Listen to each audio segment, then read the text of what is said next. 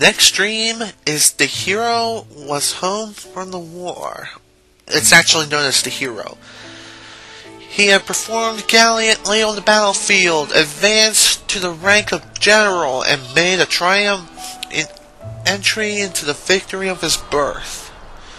The villagers welcomed him with a festive celebration. The grown-ups were treated to drinks beginning in the afternoon, and the children received sweet confections. The cattle and sheep in the pastures that supported the villagers' livelihood, whatever because they were excited by the unusual commotion or were welcomed the hero in their own way, sent especially shrill cries rebelling into the blue summer sky. General, you are the pride of our village. Obviously full of pride himself, the head of the village thrust out his chest as he delivered his congratulatory address in the welcoming ceremony.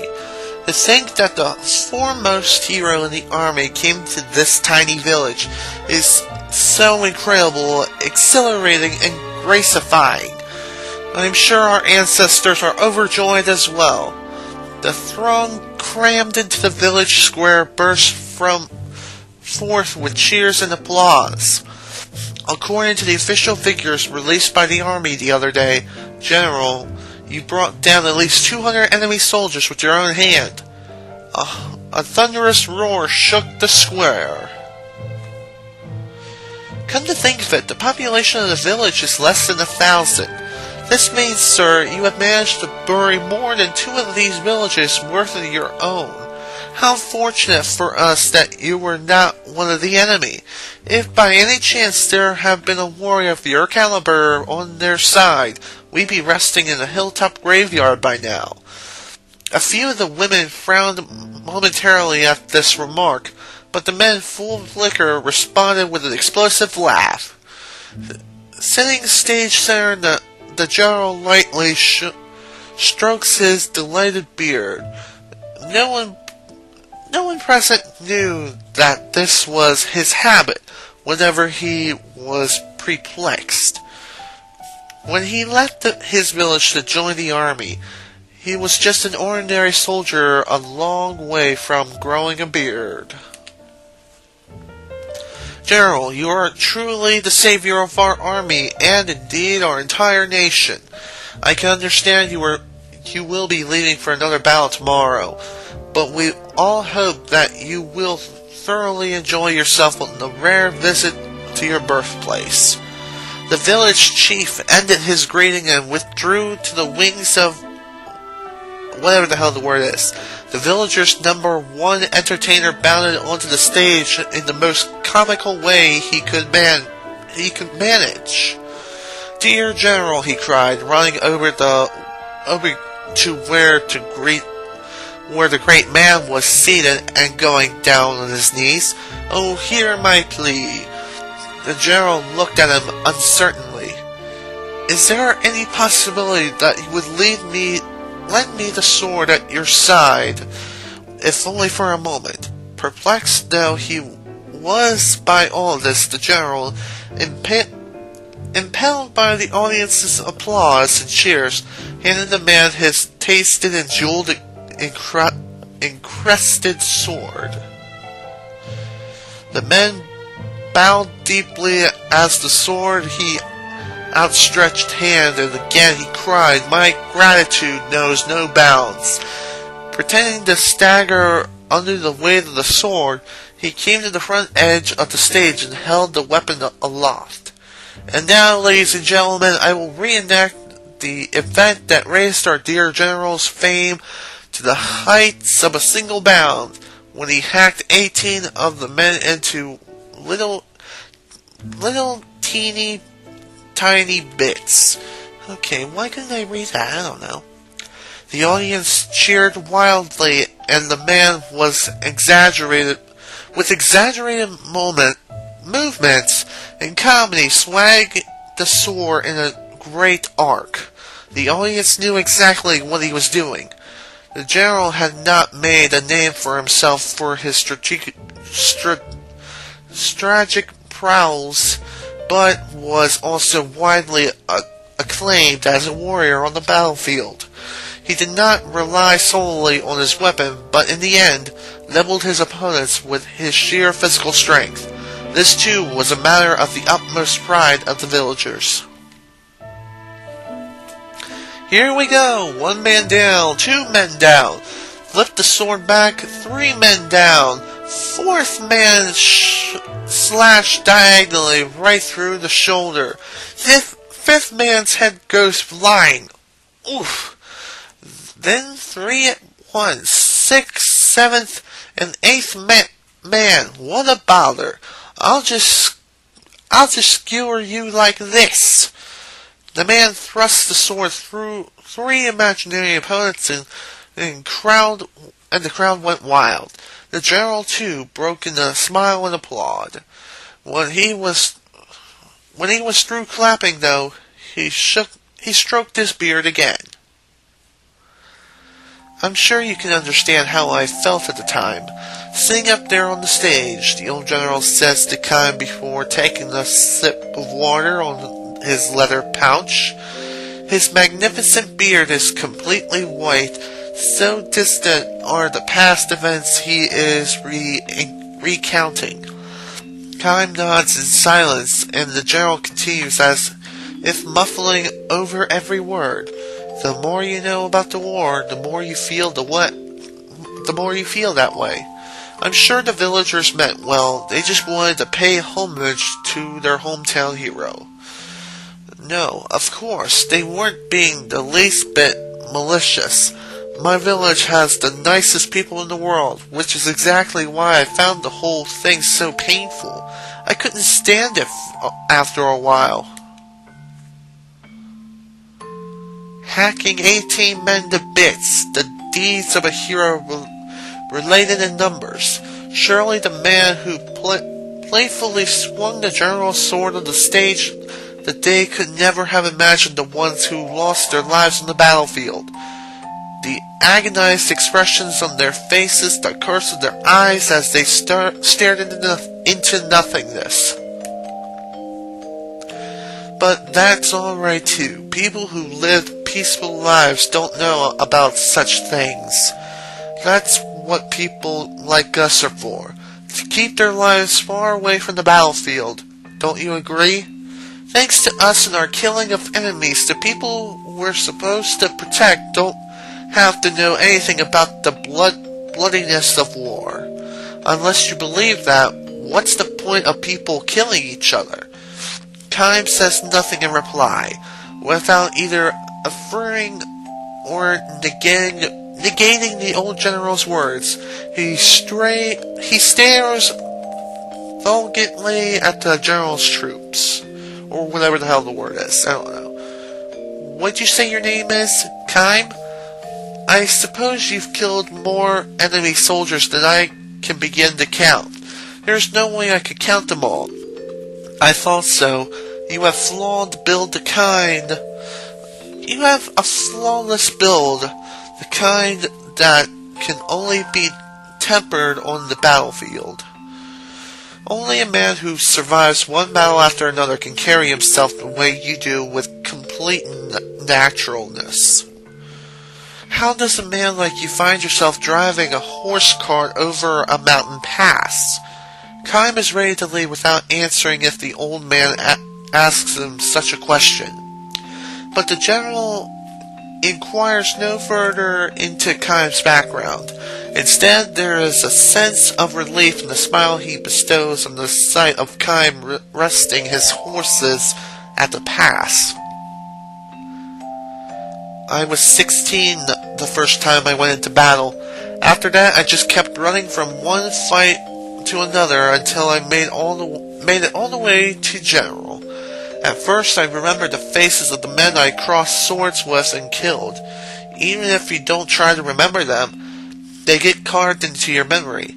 I had terrible nightmares, and try as I might, I could never seem to wash out the stench of the blood that splattered on my face and hands. That was a hallucination, of course, but it got so bad once that I spent a whole night in a river trying to wash myself off. I need another drink, excuse me.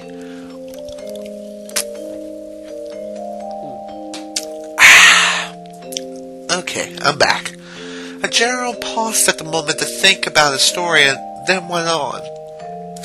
But after a while, you get used to it. You get used to fighting and killing over and over again. Your body and your mind and your heart, you just get used to it. That's how people are. So I stopped having nightmares. I killed all the enemy soldiers I could lay my hands on, and I forgot every one of their faces. It's the same for you now too, Kime, isn't it? Maybe so.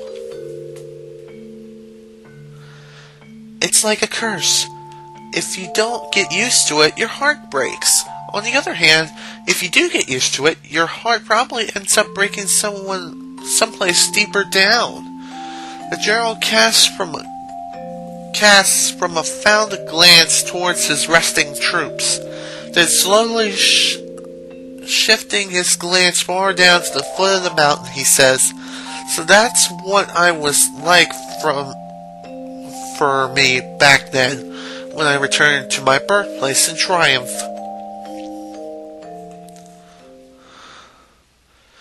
For the final event in the welcoming ceremonies, several children mounted the stage. And now, in honor of our hero, the children will present the general a float wreath more marvelous than the greatest medal there ever was. The audience went wild again. When the children put the wreath on their neck, the general favored them with a warm smile. The first honest smile from the heart that he had managed since climbed onto the stage.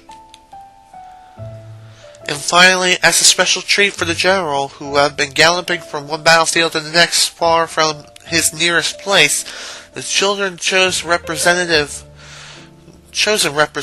will read his own original spelling out the joys of the peaceful life of the village. With a look of grim instant.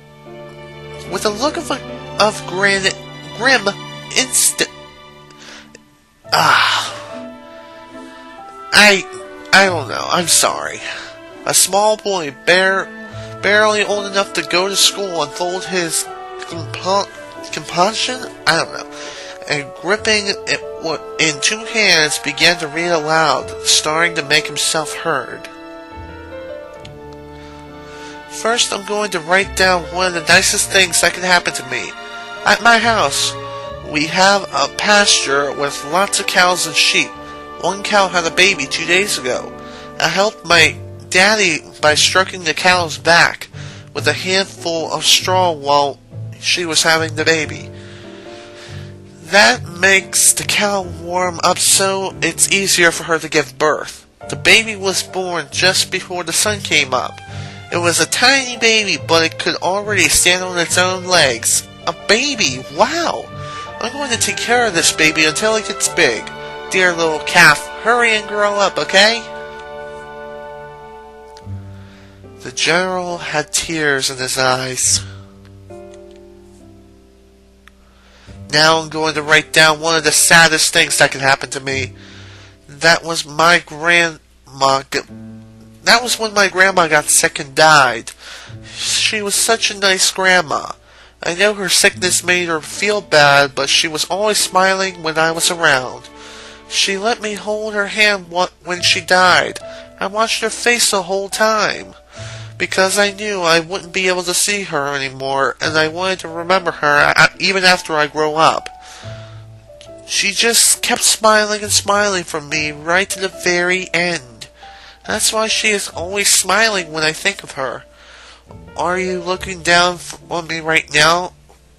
Are you looking down on me from the sky, Grandma? I will never forget you as long as I live. Tears were streaming down the general's face.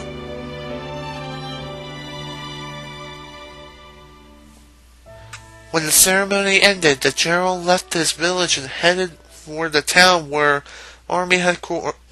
army headquarters were located. There he wrote a long letter to the king, and he gave his sword to his most trusted lieutenant. The general had decided to retire. This was a big a surprise to me as it was to anybody, but when I heard that little boy's essay, it occurred to me, what makes us really human is to celebrate each life that comes into the world and mourn each life that is lost. I didn't need medals anymore. I didn't need the honor of being allowed into the presence of His Majesty anymore. I wanted to be a real human being again. As a result, overnight, I went from being the villager hero to being relieved as a traitor. I don't quite understand, but whatever, that's what the story says. I'll go with it, I guess. The general turns to face Kaim and asks, "So, are you going to mock me as a coward who ran away from the battlefield, or blame me for being a deserter who betrayed his own whatever the hell the word is?" Kaim turns a gentle smile on the old man. "Neither," he says. As a soldier, you made the wrong decision, but as a human being, you made the right one." The general strokes his white beard and says, "My habit has changed too. Nowadays, I find myself stroking my beard when I'm embarrassed." The two men looked at each other and smile. "Okay, back to work," says the general, standing with a grunt. He calls out his troops. "Alrighty, men, it's all downhill from here. Let's give it one last push and get back to the village before sunset." The troops under the general's command consist of 30 sheep, not one of whom is likely to take a person's life. "Tell me, Kaim, are you planning to get back into battle at some point?" "I don't really know," he replies. I'm content with herding sheep for now," the general says. "I don't have the least regret for the decision I made that day. It would make me happy to think this could be a kind of lesson for you." With this parting remark, the general turns away from Kaim and begins walking, the sheep among after him in newly reformed ranks. Excuse me. Standing at attention, the general raises his right arm and waves his troops on. "Forward, march!" The command he had once delivered to tens of thousands of men on the battlefield now echoes pleasantly along the mountains of his native village. The end.